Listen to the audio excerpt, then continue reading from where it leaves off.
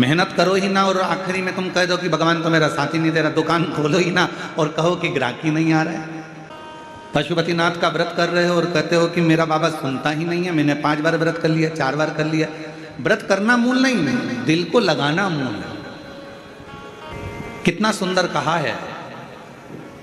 सोमवार का व्रत है, पशुपतिनाथ का व्रत है, 16 सोमवार का व्रत है, संकट सोमवार का व्रत है, प्रदोष का व्रत है, शिवरात्रि का व्रत है। उस दिन बेलपत्र को, जिस दिन आपका व्रत होता है उस दिन बेलपत्र को नहीं तोड़ा जाता। कितना सुंदर वर्णन है, जरा सुनिएगा शिव महापुराण का, लिंग पुराण का ये वर्णन, शिव पुराण का, स्कंद पुराण का ये वर्णन, ध्यान रखना। जिस दिन आपका सोमवार का व्रत है उस दिन बेलपत्र नहीं तोड़ा जाता। जिस दिन आपका पशुपतिनाथ का व्रत है उस दिन आप बेलपत्र नहीं तोड़ोगे वृक्ष से। जिस दिन आपका प्रदोष का व्रत है उस दिन बेलपत्र नहीं तोड़ोगे।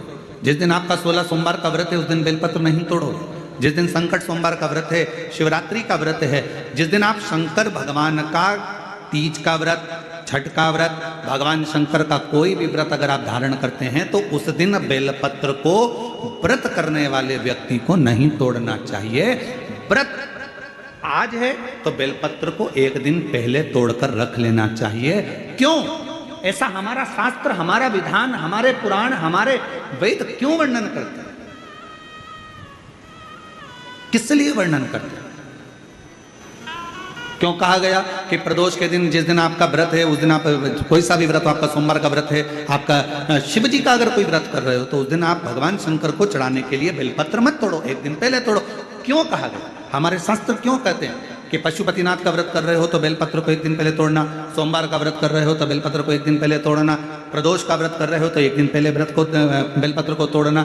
एक दिन पहले उस बेलपत्र को क्यों तोड़ा जाता है? जिस दिन हमारा व्रत रहता है उस दिन हम बेलपत्र क्यों नहीं तोड़ सकते? तो हमारा शास्त्र कहता है, शिव महापुराण वर्णन करती है कि जिस बेलपत्र की पूजन आप साल भर में अगर एक दिन भी आपने बेलपत्र को जल चढ़ाया है, एक दिन भी बेलपत्र को नमन करा है, एक दिन भी बेलपत्र के वृक्ष को यदि तुमने पूजा है, साल भर में एक दिन भी आपने अगर बेलपत्र की आराधना करी है, तो आप जब जब सोमवार का व्रत रखती हो, प्रदोष का व्रत रखते हो, आप जब जब शिवरात्रि का व्रत रखते हो, आप जब संकट सोमवार का व्रत रखते हो, पशुपति व्रत रखते हो, तो तुम्हारे उस व्रत को सफल बनाने के लिए बेलपत्र का वृक्ष भी तुम्हारे लिए व्रत रखता है, जिससे तुम्हें उस फल की प्राप्ति।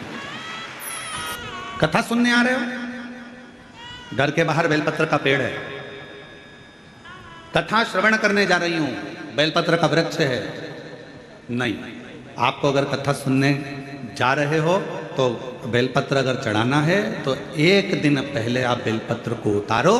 कथा सुनने के लिए जा रही हूं और बेलपत्र रास्ते में से तोड़ लिया, कथा में जाकर बैठ गई, बेलपत्र शिव पुराण को समर्पित कर दिया या कथा में समर्पित कर दिया, या विचार करा कि मेरा बेलपत्र व्यासपीठ तक जाएगा, झोली में डाल दिया। ध्यान रखना, कथा सुनने के लिए आ रही हो, सामने बेलपत्र का वृक्ष दिख गया, उसको झुककर प्रणाम करो, नमन करो और कहो, मेरे बाबा, मेरे शंभु, आपका दर्शन कर कर जा रही हूँ। मैं जानती हूँ इस बेलपत्र के वृक्ष में गौरी शंकर हैं, मैं जानती हूँ इस बेलपत्र के वृक्ष में नारायण लक्ष्मी है, मैं जानती हूँ इस बेलपत्र के वृक्ष में 64 योगनियाँ हैं, मैं जानती हूँ इस बेलपत्र के वृक्ष के तने में स्वयं कुबेर बैठकर साधना करता है। इस बेलपत्र के वृक्ष को मैं नमन करती हूँ। बाबा, आपसे प्रार्थना करती हूँ कि मैं कथा सुनने के लिए जा रही हूँ, जब मैं कथा सुनकर वापिस आऊँ ना, हे बेलपत्र महारानी, हे बेलपत्र के वृक्ष, हे शंकर, ऐसी कृपा करना कि मेरी खाली झोली को भंडार से भर देना, उसको नमन करो।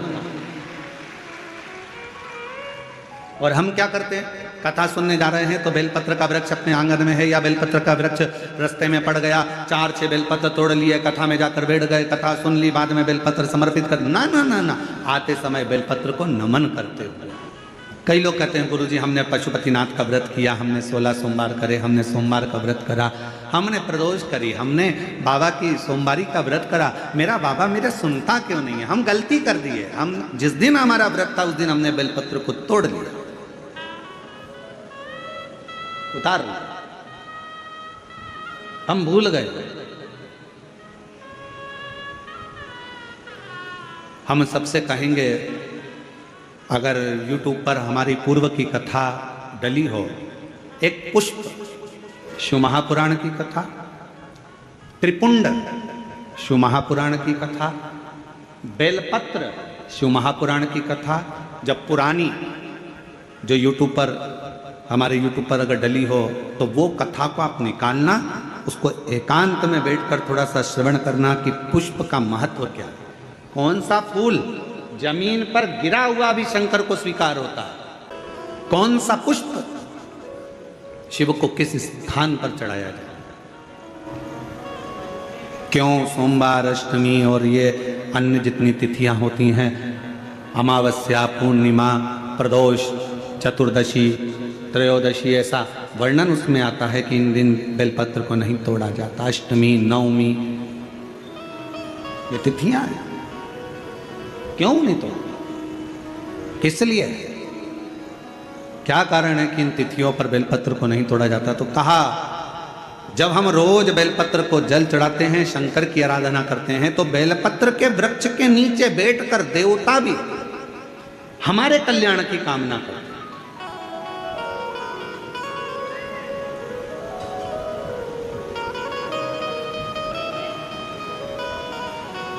कितनी बड़ी बात लिखी है।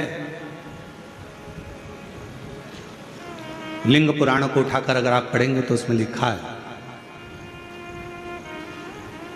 1.25 किलो सोने के सिंहासन पर, कितना किलो, जम जम के बोलो जरा, आवाज नहीं आई, 1.25 किलो सोने के सिंहासन पर मखमल का गद्दा बिछाकर एक शालिग्राम भगवान की मूर्ति, शालिग्राम भगवान की शिला रखकर उस पर सोने का छत्र 0.5 किलो का लगाकर हीरों और पन्नों से शालिग्राम भगवान का श्रृंगार कर कर किसी को दान करने का फल मात्र एक बेलपत्र शंकर के मंदिर में चढ़ाने से प्राप्त हो जाता है।